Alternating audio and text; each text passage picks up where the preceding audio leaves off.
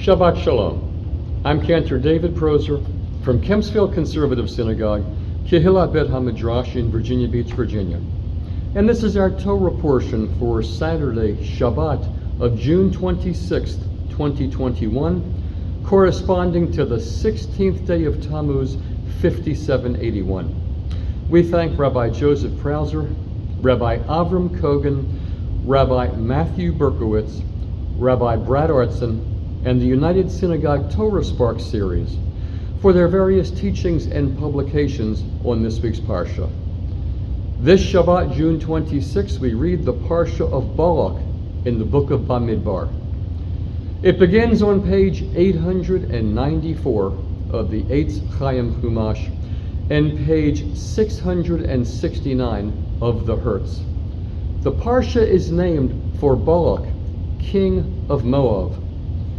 In one of the most gripping scenes of the Torah, the pagan prophet Balaam has been summoned to curse the assembled Israelites on behalf of Balak, the king of Moab. Fearing the Israelites and their divine mandate, Balak, through a series of invitations, joins forces with the Midianites to engage Balaam to curse the people of Israel, hoping to weaken them and mitigate the potential threat they pose as they travel en masse close to his borders. Balaam, the prophet, is an enigmatic mixture of heathen prophet, true believer, and instrument of providence. Reflecting either sincerity or self-promotion, Balaam asks the delegation from Midian and Moab to spend the night so that he can receive God's instructions, explaining that he can only say or do what God instructs. God tells Balaam that he may not go with them. He must not curse the Israelites. Balaam sends the delegation away. Balak, the king, sends a second delegation, promising Balaam great riches for his services. He again asks them to wait overnight, and this time God tells Balaam that he may go if he wants, but he will only be able to do and say what God commands. En route to his prophetic task, an angel of God, unseen by Balaam, blocks the road, standing before the donkey on which Balaam is riding. The beast alone, perceiving the divine threat, turned from its path, injuring Balaam's foot against a wall. The bruised Balaam curses and beats the miraculous mount. After 3 beatings, the donkey speaks, reproving Balaam for his merciless blows. The angel finally reveals himself to Balaam as well, explaining that the hapless animal has in fact saved Balaam from divine wrath, as his mission to curse the Israelites is contrary to God's will. Yet he permits him to continue his journey. Balaam meets again with Balak and his cohorts, who sacrifice with their hired prophet at 7 altars constructed for the occasion, before again sending Balaam to execute his appointed task of cursing Israel. On 3 separate occasions, Balaam approaches Israel to carry out his mission of malediction, only to pronounce a series of blessings for the chosen people, culminating in the famous pronouncement, Ma tovu ohal lecho Yaakov, how goodly are your tents, O Jacob. Balak is furious and admonishes Balaam for failing in his task. The prophet repeats his earlier disclaimer. He can only act as instructed by God. Balaam proceeds to prophesy a bright and hopeful future for Israel. Both Balak and Balaam go their separate ways. Our sages were understandably perplexed by Balaam. Was he a friend or was he a foe?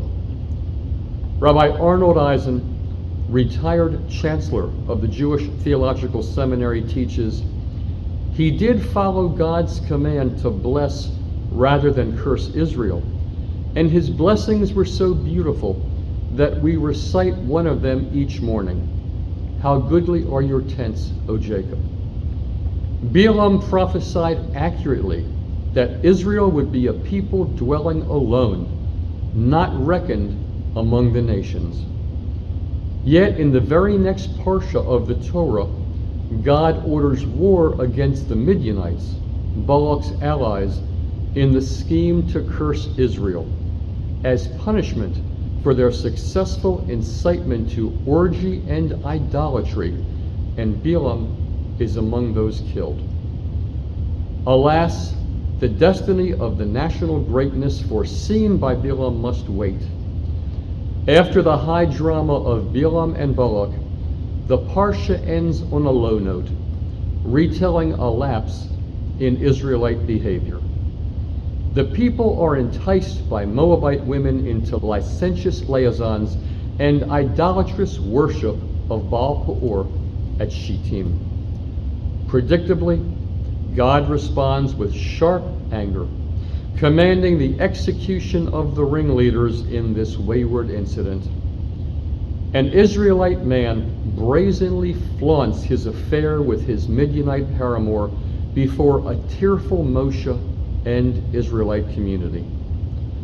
The priestly Pinchas, son of Eleazar and grandson of Aharon, summarily executes the lustful couple, apparently confronted in flagrante delicto in front of the tent of meeting, impaling them with one spear.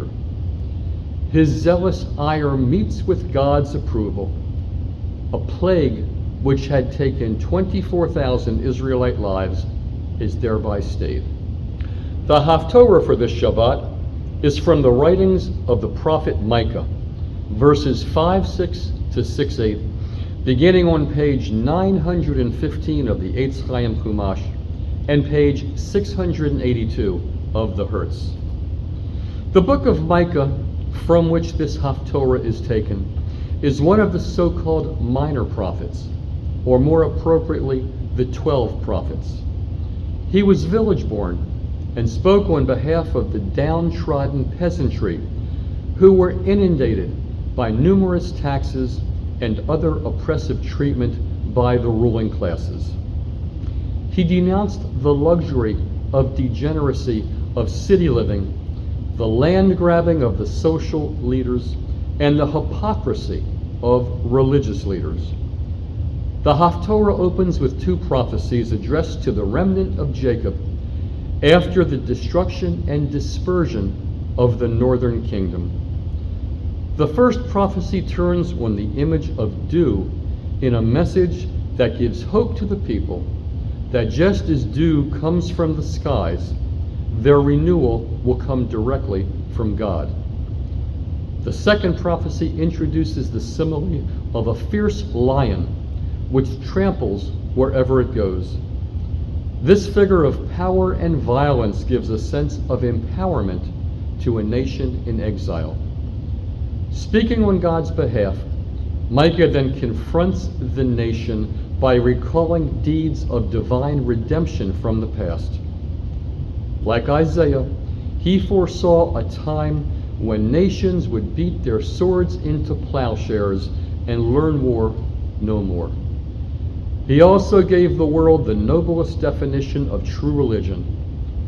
What does the Lord require of thee, but to do justly, to love mercy, and to walk humbly with thy God?